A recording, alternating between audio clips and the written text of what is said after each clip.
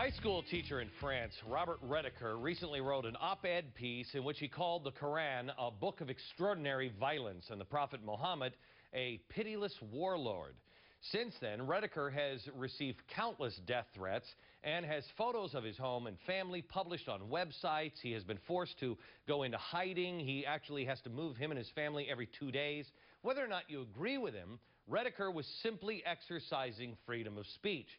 The Reverend Jerry Falwell, somebody who is familiar with controversy and free speech, he joins us now. Doctor, Redeker's article says that Jesus is a master of love, Muhammad is a master of hate. Do you agree with him? Well, I wouldn't go there. I would simply say that everyone should be entitled to their own opinion.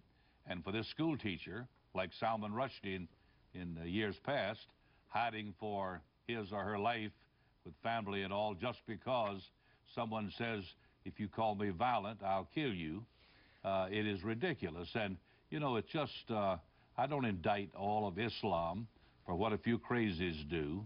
Al-Qaeda, Osama bin Laden, Saddam Hussein, we have some bad guys who fly under the name Christian, and all religions and faiths do. Right. But I can say that that we cannot succumb to this kind of fear and intimidation. I've had a couple of fatwas put on my life, that is, contracts by these people, because I say what I believe also. Right. Reverend, I get phone calls all the time whenever I talk about Islam, and I've really tried to understand it, and I have, I think, come to an understanding that I don't believe that Islam is evil. Like you said, I really do believe there are really evil people in it and really good people in it. It just depends on how you use it, just like the people in the God Hates Fags church, which I think those people are out of their mind nuts and evil. Weird. But every time I say that, people say, come on, Glenn, you just don't know. Islam is evil. And people really want to hear that. I don't know if you can even answer this. If you believed it, would you say it? Well, yes, I would. I think everybody knows that I say exactly what I believe. I'm the guy who said that Hillary would be our best opponent in 08. And I do believe that I happen to have a lot of dear friends, Muslim friends, lifelong friends, who hate violence, hate what Al-Qaeda is doing as much as you and I do. Right. So it is a bad thing to generalize and indict 1.3 billion Muslims for what a very large contingency inside Islam is doing. Now, what really clouds the issue is there are so many thousands caught up in the fervor of hatred in the Middle East towards the state of Israel. And I speak of Hamas and Hezbollah and many of the Palestinians, etc. And then I look at the president of Iran and his threats, and it's almost universal. The hatred for Israel, going back to the two boys, Ishmael and Isaac, is so intense that we get the impression that all Islamic people are barbarians. That is not true. But there are plenty of barbarians in the movement. Right, and you bring up President Tom, as I like to call him, Ahmadinejad. He's a spooky dude, and Al Sadr this week said that, you know, we're only fighting in Iraq because we're trying to stop the Mahdi from coming, the Messiah from coming. Do you believe, as a Christian leader, do you believe that we are in the end days? Well, almost all evangelicals believe that the coming of the Lord could be imminent. But no one who knows the Scriptures says I know that. And such times. I know that, but what does your gut tell you? Are you storing stuff in your basement? In my heart, I feel, no, I don't store anything.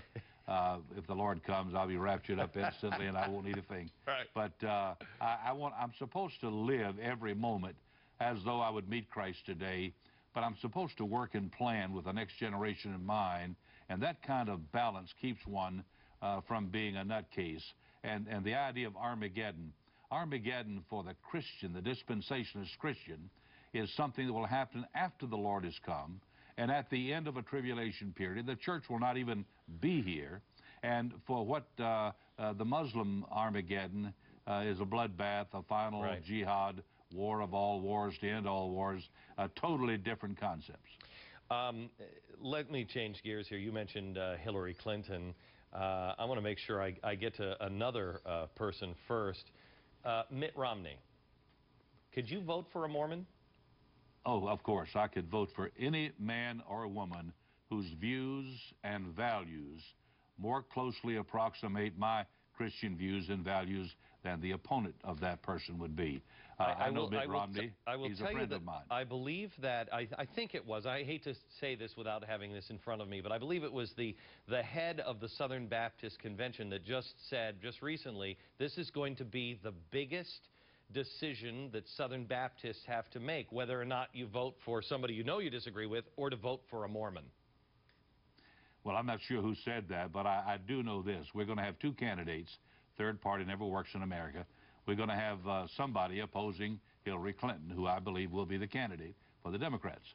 And that person, hopefully, will be pro-life and be pro-family and strong on military defense and anti-terrorism and willing to face frontally, militarily, any force that attempts to take away our freedoms. Now, that is not Hillary, and that there's some Republicans who don't have that kind of stance. Right. And so I'll be voting.